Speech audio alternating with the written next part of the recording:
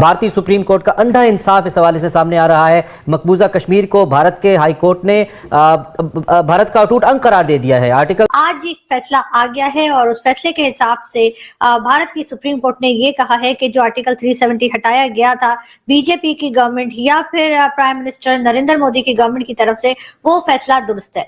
और एज और Indian supreme court जो है उन्हें एक यूनानिमस वर्डिक्ट उन्होंने दी है और उन्होंने कहा है कि जो स्पेशल स्टेटस था जो कश्मीर का, दैट वाज टेम्परेरी।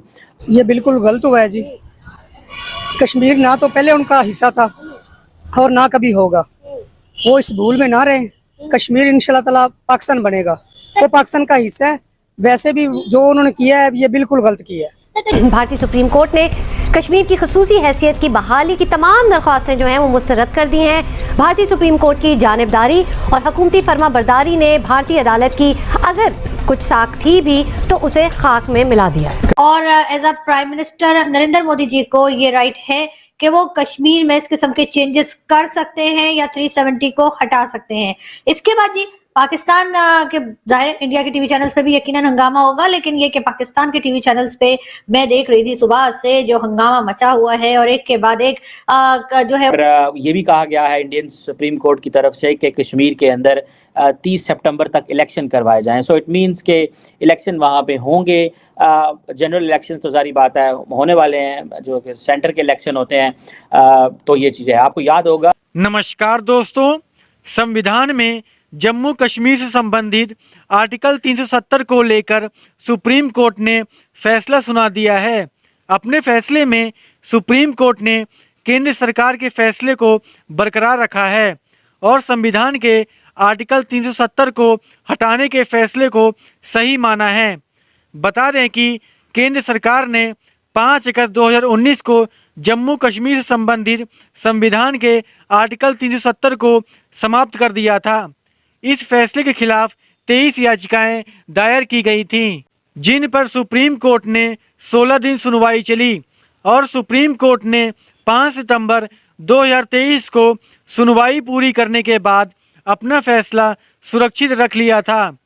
सोमवार को मुख्य न्यायाधीश डीवाई चंद्रचूड़ की अध्यक्षता वाली 5 जजों की संविधान पीठ ने अपना फैसला सुनाया।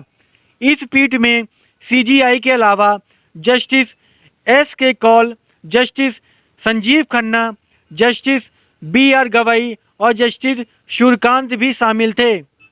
तो आइए देखते हैं पाकिस्तानी मीडिया और इस बारे में क्या कहती है। इमरान खान की हुकूमत थी तो उन्होंने अच्छा किया था, ठीक है। बाकी जो हुक्मरान है हमारे, उनको भी चाहिए कि इस पे आलमी सतह पे आवाज उठानी चाहिए। सर, पाकिस्तान बने को कितना टाइम हो गया? पाकिस्तान बने को 1947 से देख लें, 76 हाँ जी, 76 ईयर्स में आज तक हमने आजाद कश्मीरियों के लिए क्या किया जो हमारे पास है? तो उनके लिए तो बस जो भी किया है वो सबको ही पता है। सर देखिए, मेरी बात सुनिए, हमने क्या किया है ये दुनिया देख रही है। आज हमारे कश्मीर के अंदर 5G नहीं है, 4G नहीं है, 3G नहीं है। उनके कश्मीर के अंदर 5G है। LOC पर खड़े होकर उनके कश्मीर में 5G है। LOC पर उनके मस्जिद, मंदिर, कॉलेजेस, यूनिवर्सिटी और उसके अलावा सर सिलाई सेंटर औरतों का नजर आता है। हमारे यहाँ पर अनडेवलपमेंट नजर आती है। सर ये सारी चीजें दुनिया देख रही है। अब दुबई और सऊदी जो है वो जम्मू कश्मीर में जा रहे हैं इंडिया के पास इन्वेस्टमेंट लेके, हमारे पास नहीं आ रहा। सर क्यों? ये अब हुक्मरानों को चाहिए कि वो करें कुछ। तो सर देखिए ना, हुक्मरानों पे अगर हम डालेंगे तो हम फिर क्यों कहते हैं कश्मीर बनेगा पाकिस्तान?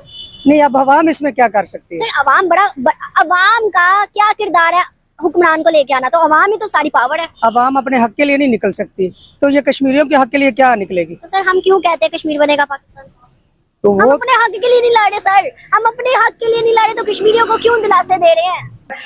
मुसलसल नेगेटिव वाइब्स जो है वो भेजी जा रही हैं। कहा ये जा रहे हैं, एक एक्सपर्ट ने तो ये तक कहा कि नरेंद्र मोदी जो हैं वो शायद कश्मीर को भी गजा बना के छोड़ेंगे, अपने इलेक्शंस के लिए इस्तेमाल कर रहे हैं। एक दूसरे एक्सपर्ट साहब जो आए हुए थे या फिर पेपर पे थे, आप समझे कि फोन कॉल पे थे, टीवी चैनल जिन्होंने ज्वाइन कर रखा था, उनका ये कहना था कि जी नरेंद्र मोदी जो हैं वो भारत को या फिर इंडिया को जो है हिंदुस्तान बनाकर छोड़ेंगे। अब हिंदुस्तान बनाकर छोड़ेंगे का क्या मतलब है ये बहरहाल मुझे समझ नहीं आई, लेकिन उनका ये कहना था कि वहां पर भारत में जो माइनॉरिटीज हैं उनको खत्म किया जा रहा है, उनके ऊपर जुल्म किया जा रहा है और इस तरह से नस्ल कुशी की जा रही है, यानी कि उनको सिरे से खत्म किया जा रहा है।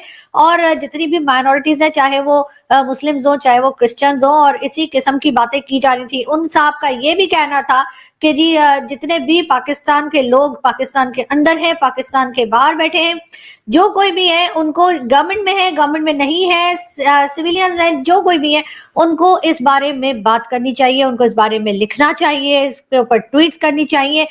नरेंद्र मोदी सियासी तौर पे और ज़्यादा मजबूत हो गए हैं। जाहिर बात है पाकिस्तान और चीन का इसके ऊपर रिएक्शन है। पाकिस्तान समझता है कि ये एक इंटरनेशनल डिस्प्यूट है, यूएन सिक्योरिटी काउंसिल के एजेंडा के ऊपर है। सो जो चीज़ एक इंटरनेशनल डिस्प्यूट हो और क्या इंडिया जो उस पर फैसला करता है उसकी क्या वैल्यू रहेगी।